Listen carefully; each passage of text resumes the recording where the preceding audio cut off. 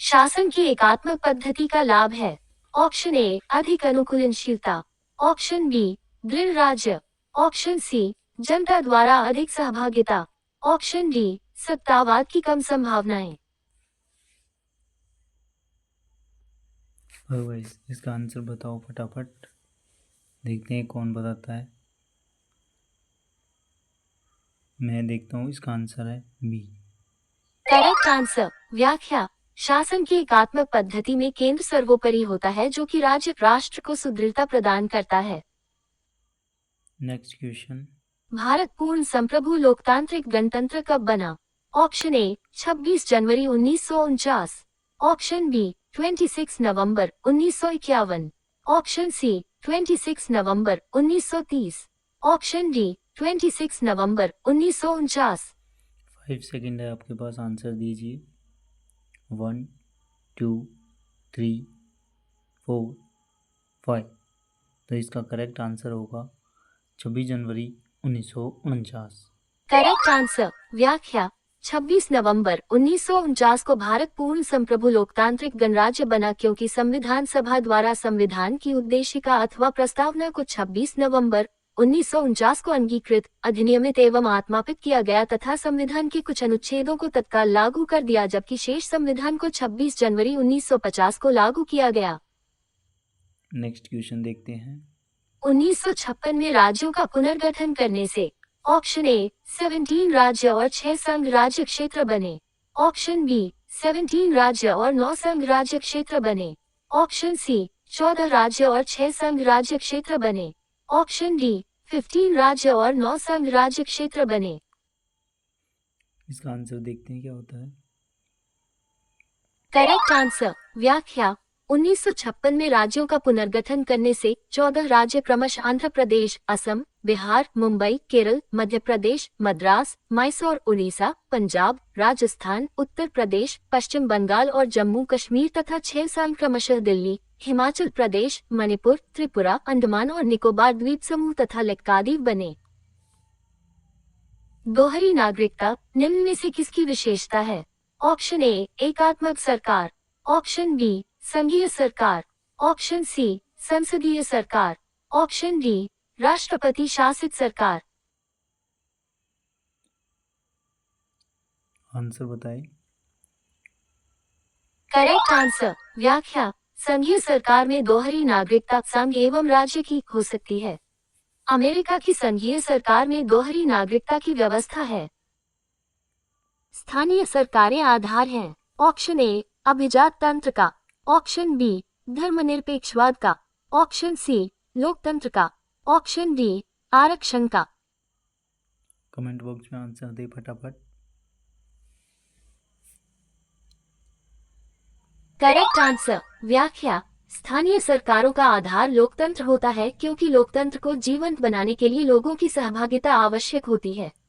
पंडित जवाहरलाल नेहरू ने कहा था कि गांव के लोगों को अधिकार सौंपने चाहिए, उनको काम करने दो चाहे वे हजारों गलतियां करें, इससे डरने की आवश्यकता नहीं है।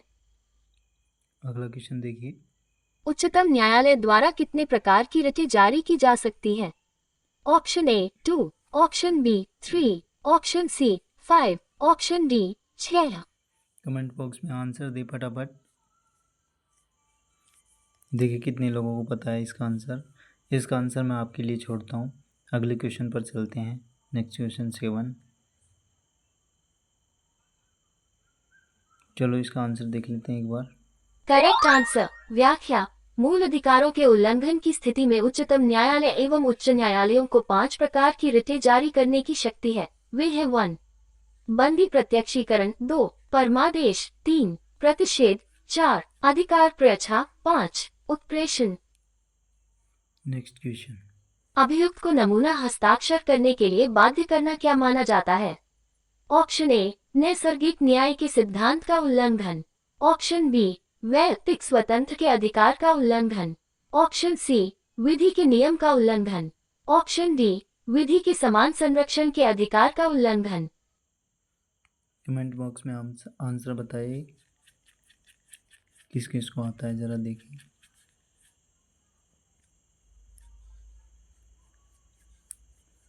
चलो इसका आंसर होगा बी। Correct answer. व्याख्या। अभियुक्त को नमूना हस्ताक्षर करने के लिए बाध्य करना वैयक्तिक स्वतंत्रता के अधिकार का उल्लंघन है। भारतीय संविधान के अनुच्छेद 20(3) के अनुसार किसी अपराध के लिए अभियुक्त किसी व्यक्ति को स्वयं अपने विरुद्ध साक्षी होने के लिए बाध्य नहीं किया जा सकता है। अगला क्वेश्चन, निम्नलिखित मौलिक अधिकारों में किसको निवारक नजरबंदी अधिनियम द्वारा नियंत्रित किया गया है? ऑप्शन ए, धर्म का अधिकार। ऑप्शन बी, संवैधानिक उपचारों का अधिकार। ऑप्शन सी, स्वतंत्रता का अधिकार। ऑप्शन डी, समानता का अधिकार। कमेंट बॉक्स में आंसर बताएं दोस्तों। इसका आंसर होगा समानता का अधिकार। Wrong answer. व्याख्या। जीवन तथा वैयक्तिक स्वतंत्रता के अधिकार को निवारक नजरबंदी अधिनियम द्वारा नियंत्रित किया गया है।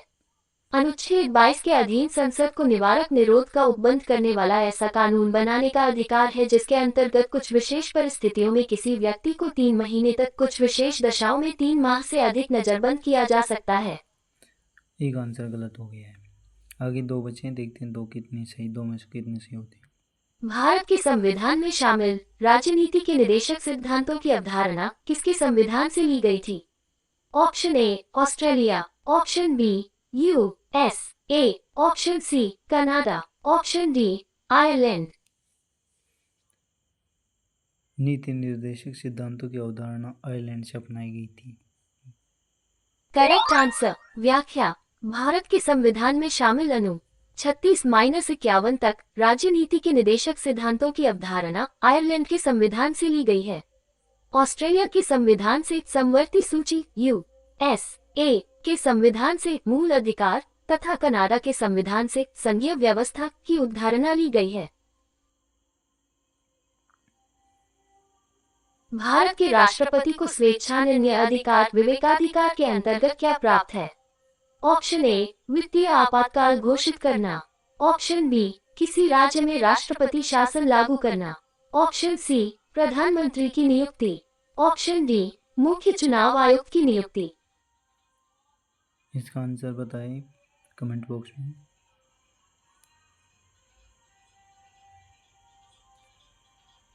Correct answer. व्याख्या। भारत के राष्ट्रपति को स्वेच्छा निर्णय अधिकार विवेकाधिकार के अंतर्गत प्रधानमंत्री की नियुक्ति करने का अधिकार प्राप्त है। प्रधानमंत्री की नियुक्ति राष्ट्रपति द्वारा संविधान के अनुच्छेद 75(1) के प्रावधानों के तहत की जाती है।